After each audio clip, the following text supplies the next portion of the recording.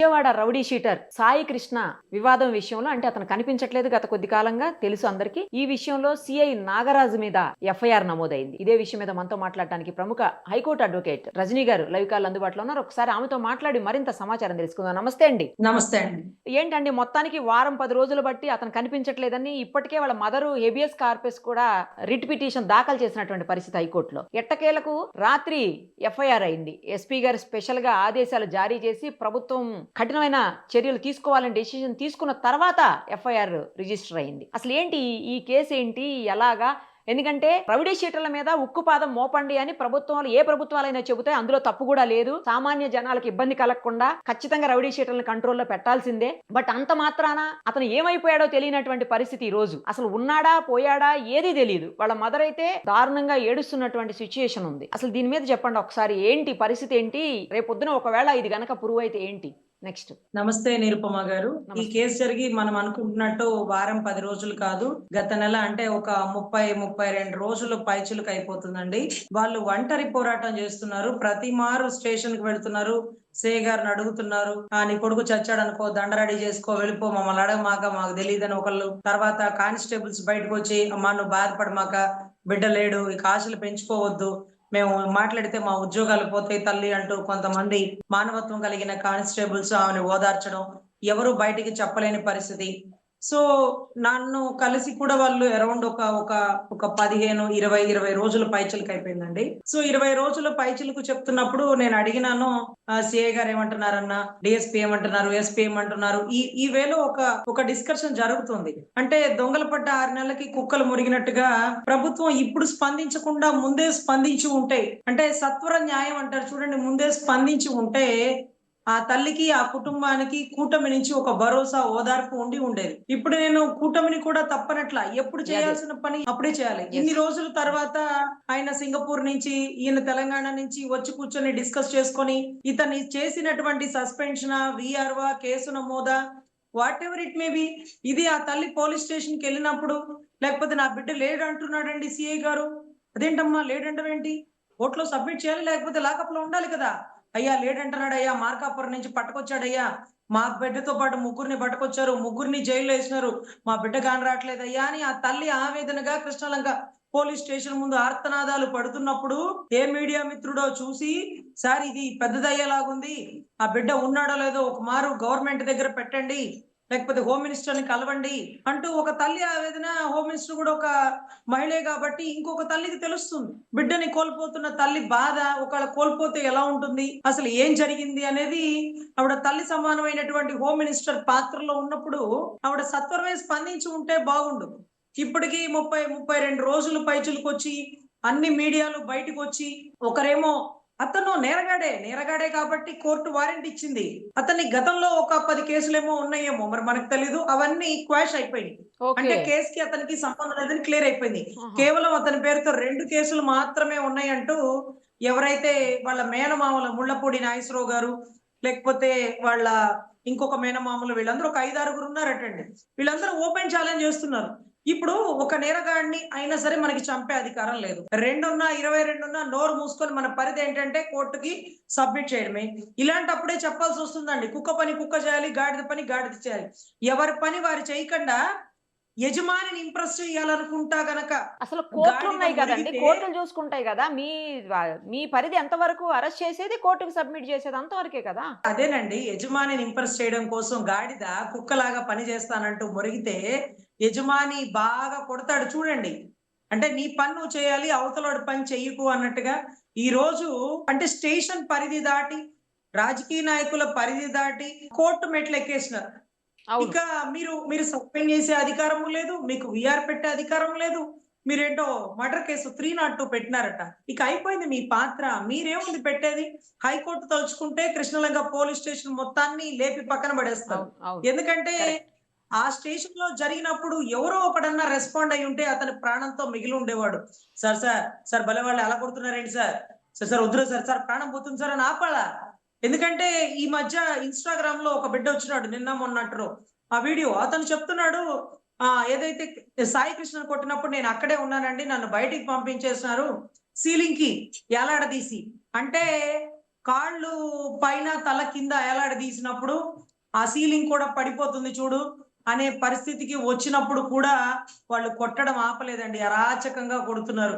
చచ్చిపోవాలనిపిస్తుంది ఆ దెబ్బలు తినే బదులు అనే పరిస్థితిలో ఒకతను పురుగుల మందో ఏదో గుళికలు వేసుకుంటూ చనిపోతున్న వీడియో సిఐ నాగరాజు వల్లే అని చెప్పినారు. ఇంకొక అతను నా ముందే మమ్మల్ని కొట్టినాడండి, నన్ను బయటికి పంపించినారు, అతను ఏం చేసినారో నాకు తెలీదు, అతను అప్పటికే కొలాప్స్ అయిపోయి ఉన్నాడు అని కూడా ఒక ఎవిడెంటరీ చెప్పారు. సో అంత బలంగా దెబ్బలు కొట్టాడు, సిఐ హ్యాండ్ ఓవర్ లోనే ఉన్నాడు అన్నప్పుడు 15వ తారీఖు వాయిదాకి కోర్టుకు వారు చెప్పిన మాట మరికొద్దిగా సమయం ఇవ్వండి అతన్ని కోర్టులో ప్రొడ్యూస్ చేయడానికి అని కూడా చెప్పడం జరిగింది. కానీ మరికొద్దిగా సమయం దేనికి? ఆ పేరెంట్స్ తో పంచాయతీ చేసుకోవడానిక, క్యాష్ డీలింగ్స్ మాట్లాడుకోవడానిక? తప్పు కదా. కళ్ళ ముందు బిడ్డను కోల్పోయిన తల్లితో నువ్వు మోకరిల్లిచ్చి తల్లి అనుకోకుండా జరిగిన తప్పు అంటూ నువ్వు నీ కుటుంబం క్షమాపణ అడిగితే ఆ తల్లి క్షమిస్తుందేమో. అది వదిలేసి 50 లక్షలు పడేస్తా, 20 లక్షలు పడేస్తా, అవసరమైతే కోటైనా పడేస్తానంటూ పిచ్చి మాటలు మాట్లాడుతుంటే అది ఎలా ఉంటదంటే పొగరుగా ఉంటదండి. బాధలో ఉన్న తల్లికి నువ్వు ఓదార్పు నవ్వాలి కానీ నువ్వు రేట్లు మాట్లాడుకుంటూ అసలు కోట్లు ఇచ్చినా కూడా మనిషి ప్రాణం తిరిగి వస్తుందా ఏంటండి? కొడుకు ముందు అవన్నీ అవసరమా? అసలు అవన్నీ ఎక్కువ కాదు కదా ఆమెకి. ఒకటి నిరుపమ్మ గారు, 2019 నుంచి మనం ఇద్దరం ట్రావెల్ అవుతున్నాం, మీరు నన్ను చూస్తున్నారు. తెలంగాణలో దిశ ఎన్కౌంటర్ కేసు జరిగినప్పుడు వాళ్ళు ఏ కులమో ఏ మతమో నాకు తెలియదు. మీ సుమన్ టీవీ యాజమాన్యం సుమన్ అన్నే ఒక్కొక్కసారి ఏదన్నా అయిపోతుందేమో తల్లి, ఎందుకు నీకు అంత రిస్క్ అంటూ ఎన్నో మార్లు కార్ ఇచ్చి నన్ను బస్ స్టాండ్ దాకా, రైల్వే స్టేషన్ దాకా, కోర్టు దాకా కూడా పంపించారు. మీకు గుర్తుందా నిరుపమ గారు? అదే మాదిరిగా ఆ నలుగురు కుటుంబ సభ్యులు మీ సుమన్ టీవీకి వచ్చినప్పుడు సుమన్ అన్న వాళ్ళకి చెక్ కూడా ఇచ్చారు, వాళ్ళ భార్యతో చెక్ ఇప్పించారు. మీకు గుర్తుందా? అమౌంట్ క్యాష్ నా చేతులతో నేనే ఇచ్చిన. అది మీకు గుర్తుంది కదా. అంటే అక్కడ కులం చూడలేదు, మతం చూడలేదు, ప్రాంతం చూడలేదు. ఇంకొకటి ఏంటంటే మీ తెలంగాణ రాష్ట్రం మొత్తం ఈ కేసు తీసుకోకూడదని నిర్ధారించుకున్నాక ఆంధ్ర నుంచి నేను వచ్చి అక్కడ వాళ్ళ ఏదైతే మక్తల్ నారాయణపేట జిల్లాకి వెళ్ళి అక్కడి నుంచి సుప్రీంకోర్టు మెట్లు దాకా ఎక్కించి ఆ కుటుంబానికి న్యాయం జరిగే వరకు మనం చేసిన పోరాటానికి గల కారణం ఏంటంటే ఆ తర్వాత ఒక్క ఎన్కౌంటర్ కూడా జరగలేదు మీ తెలంగాణ రాష్ట్రంలో. అవునా కదా? సో అదే మాదిరిగా లాకప్ డెత్ కూడా అండి. ఎన్కౌంటర్ అన్నా చాలా ఈజీగా చేసేస్తారు, ఎందుకంటే కోర్టులో తప్పించుకోవచ్చు. అవతల వాడు మా మీద దాడి చేస్తుంటే పెను దాడికి మమ్మల్ని మేము కాపాడుకోవడం కోసం షూట్ చేసినామండి అని వాళ్ళు చెప్పుకోవడానికి ఛాన్స్ ఉంటుంది. కానీ లాకప్ డెత్ లో డీకే బసు గైడ్ లైన్స్ ప్రకారం ఎవరైతే ఒక కస్టడీలో ఉన్న ముద్దాయిని హాస్పిటల్కి వెళ్ళి టెస్ట్ చేయించుకొచ్చి జైలుకి పంపిస్తారు. కస్టడీలో ఉన్న ముద్దాయికి ఏదైనా కన్సర్న్ అధికారి పూర్తి బాధ్యత, అతని ఉద్యోగం రిమూవల్ ఫర్ సర్వీసు, వీటితో పాటు 302 పనిష్మెంట్, మర్డర్ కేసుకి సంబంధించిన section. So Telangana Disha encounter లో కూడా పాల్గొన్న 9 మంది మీద వాళ్ళ ఉద్యోగాల నుంచి రిమూవల్ ఫర్ సర్వీస్ చేసి supreme court NV Ramana chief justice గారు ఐపీసీ సెక్షన్ 302 కట్టినారు, అంటే మర్డర్ సెక్షన్ కట్టారు. ఎన్కౌంటర్ ఫేక్ అయినప్పుడు నువ్వు కావాలని షూట్ చేసినట్టే కదా, అక్కడన్నా తప్పించుకోవడానికి ఛాన్స్ ఉంటుందండి. మీ తెలంగాణలో కూడా ఎప్పుడు లాకప్ డెత్లు జరగలేదండి. మా ఆంధ్ర రాష్ట్రంలో కూడా రంగా గారి టైంలో ఒక నేవీ ఆఫీసర్ మురళీధర్ అనే వ్యక్తి, కేరళకు సంబంధించిన వ్యక్తిని ఇదే కృష్ణలంకో మరి ఇంకేదో పోలీస్ స్టేషన్ లోనో లాకప్ డెత్ చేసినారు. అప్పుడు రంగా గారు గట్టిగా పోరాటం చేసినారు. ఒక దొంగతనం చేసినారనేది ఒక రిక్షా వాడిని తీసుకొచ్చి ఆ పోలీస్ ఆఫీసర్ కుక్కను కొట్టినట్టు కొక్కితే చచ్చిపోయాడు. చచ్చిపోతే ఆయన రంగా గారు అడిగినారట, అరే అలా ఎలా చంపేస్తారు మీరంటే, వాడు దొంగలే రంగా, ఆ సిఐ గారు 4 దెబ్బలు ఎక్కువ కొట్టారు చచ్చిపోయాడు. ఏముందిలే, అదేంటండి దొంగ అయితే మారతాడు, ఒకడు తప్పు చేస్తే మీరు జైల్లో పెట్టండి, మీరు ఎవరు చంపడానికి అంటూ ఒక కనీసం రిక్షా వాడు అని పక్కన పడేయకుండా అతని వెనకాల ఎవరుంటారులే అనుకున్న సిఐకి మేమంతా నిలబడతాం, మేమంతా కార్మికులం శ్రామికులం అంటూ విజయవాడ అంతా కర్ఫ్యూ చేసేసి ఆ పనిష్మెంట్ ఎవరైతే సిఐకి పనిష్మెంట్ పడింది ఆ కుటుంబానికి నష్టపరిహారం కలిగిందండి. అంటే సాధారణ పౌరుల వెనకాల కూడా పోరాడగల నాయకుడు పుట్టి పెరిగినటువంటి ఏదైతే విజయవాడ పరిసర ప్రాంతాల్లో వంగవీటి రంగా గారి అంశతో ఈ రోజుకి ఎప్పుడు లాకప్ డెత్ అనేది మేము చూడలేదండి. అప్పుడు 2 తెలుగు రాష్ట్రాలు కలిసి ఉన్నాయి కాబట్టి ఆంధ్రాలో ఎప్పుడు లాకప్ డెత్ లేదు. మళ్ళీ తర్వాత కొత్తగా ఈ రోజు ఏంటంత ధైర్యం? ఉద్యోగాలు పోతే ఏం తెలీదా? మర్డర్ సెక్షన్కి వెళ్ళి లోపలికి వెళ్ళిపోతారని తెలీదా? డబ్బులు ఇస్తే అందరూ లొంగిపోతారా? అరే చాలా దారుణం. కుక్కను కొట్టినట్టు కొట్టేసి ముట్లూరు పరిసర ప్రాంతాల్లో మీకు ఎంపీటీసీలు జడ్పీటీసీలు ఇస్తాం, కేసు కట్టకండి, చూసి చూడనట్టు పోండి, తిరుగుబాటు చేయకండి అంటే అక్కడ కామ్ అయిపోయారు కదా. అనేసి ఓకే రేపు చంపేసినా కూడా అడిగేవాళ్ళు లేడని ఈ రోజు లాకప్ డెత్ అయిపోయింది. ఈ రోజు కూడా ఆ ఇంటికి కబుర్లు పంపిస్తున్నారు తదితర ఇన్ఛార్జీలతో 50 లక్షలు. పాపం సీఏ మంచివాడు, సీఏ మంచివాడేనండి, సీఏ మంచివాడే. అతను వచ్చాక ఎంతో మాదిరిగా గంజాయి అక్కడక్కడ ఉండే గంజాయి కూడా చాలా కంట్రోల్ అయింది. చాలా కరెక్ట్ పర్సన్ అని మనం కూడా ఒప్పుకుందాం. కానీ మితిమీరినటువంటి కోపం అవతల వాడి ప్రాణం పోతుందంటే తప్పేగా. అది అనుకోకుండా జరిగిన ఘటన అయితే నువ్వు తప్పు చేశావని ఆ తల్లి కాళ్ళ మీద మోకరిల్లిచ్చి నన్ను క్షమించు తల్లి అంటూ ఆ బిడ్డ శవాన్ని అప్పచెప్తే ఆ తల్లికి కనీసం ఆఖరి చూపులన్నా దక్కును కదా. నువ్వు ఏ ధైర్యంతో దాన్ని తగలబెట్టేసి బూడిద చేస్తావు? ఎంత తప్పు, ఎంత పాపం, ఎంత క్షమించరాని నేరం అది. ఆ తల్లికి గర్భశోకం ఎంత ఉంటుందండి. ఒక తల్లికి ఆడపిల్లలు మగపిల్లలు ఎంతమంది ఉన్నప్పటికీ ఆ తల్లి ప్రేమ అంతా మగపిల్లవాడి మీదే ఉంటుంది కదండి. మీకు తెలుసు కదా, మనం మాతృత్వంలో ఉన్నాం కాబట్టి మనం 100%. నాకు ఒక ఆడపిల్ల, నాకు ఈ రోజుకి మగపిల్లోడు అంటే ఎంత ఇష్టమో. తల్లికి తన ప్రాణం పెట్టినట్టు ఉంటది మగబిడ్డ అంటే. మంచివాడా చెడ్డవాడా తల్లికే ఉంటదండి. అలాంటిది నా బిడ్డని కళ్ళ ముందు చంపేస్తున్నారు అని తెలిసి ఆ తల్లి ఆర్తనాదాలు రాష్ట్రం అంతా గగ్గోలైపోయిందండి. నెల రోజుల తర్వాత నేనేమంటున్నానంటే, నెల రోజుల ముందే ఆ తల్లి బాధపడుతున్నప్పుడే స్పందించి ఉంటే ఈ రోజు కూటమికి తలవంపులో చెడ్డ పేరో రాదండి. ఈ రోజు ఏ ధైర్యంతో సీఐ చేసినాడు? ఇంకొకటి ఓపెన్ గా నిరుపమ గారు, దీంట్లో కులం అనేది తీసుకురాకూడదు, తప్పు. సరే అప్పుడు ఏం చెప్పాలా?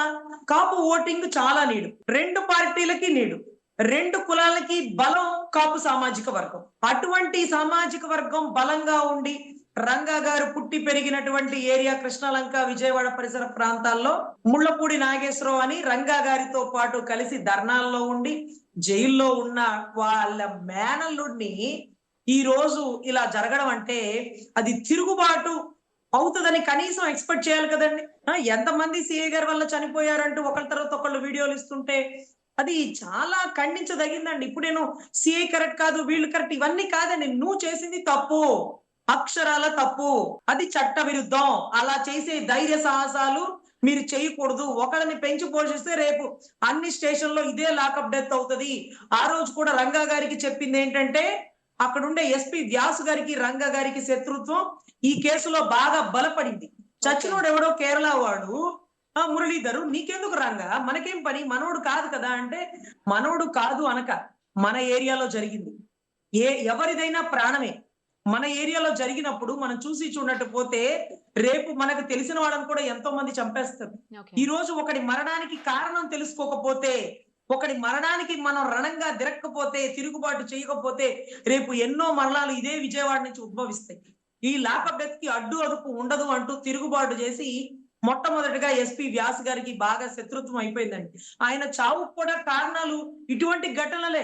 సో ఖచ్చితంగా ఇక్కడ ఎవరైతే ఈ చావుకి కారణం అయ్యారో వాళ్ళకి ఖచ్చితమైన శిక్ష పడాలండి. ఇప్పుడు కోర్టు పరిధిలో ఉంది కాబట్టి 29 వాయిదా ఉంది. వాయిదాకి కోర్టు ఇచ్చే తీర్పు మేరకి స్టేషన్ మొత్తాన్ని సస్పెండ్ చేస్తుందా, పైనుండే అధికారులను సస్పెండ్ చేస్తుందా, వీటన్నిటికంటే మించి సిబిఐ ఎంక్వైరీ వేయాలి. ఎందుకంటే చనిపోయిన వ్యక్తిని హాస్పిటల్ కి తీసుకువెళ్ళి అక్కడ చచ్చిపోయాడని నిర్ధారించుకొని అట్నుంచి అటు బండి మీద తీసుకెళ్ళి శ్మశానం దగ్గర తీసుకెళ్లి లేకపోతే అక్కడ బూడిద చేసేసినారని స్టేషన్ మొత్తం ఉన్నటువంటి సీసీ కెమెరాలు ఎందుకు ఆగిపోయినాయి, ఆ టైంకే ఎందుకు పనిచేయలేదు, లోపలికి వెళ్ళడం వరకే ఉంది, బయటికి రావడం లేదేంటి అంటే, బయటకు వచ్చేటప్పటికి కెమెరాలు ఆఫ్ చేసి ఎలా తీసుకుని వెళ్ళారు, ఇవన్నీ కూడా త్రూ ఎవిడెంటరీకి కోర్టుకు సబ్మిట్ చేయాల్సినటువంటి బాధ్యత తదితర అధికారుల మీద ఉంటది నిరుపమ గారు. ఇది పూర్తిగా చట్ట విరుద్ధం. మనం అందరం పార్టీలకు అతీతంగా ప్రజాస్వామ్యంగా మనం ఖండించాల్సిందే. రైట్ అండి, థ్యాంక్ యూ. Thank you.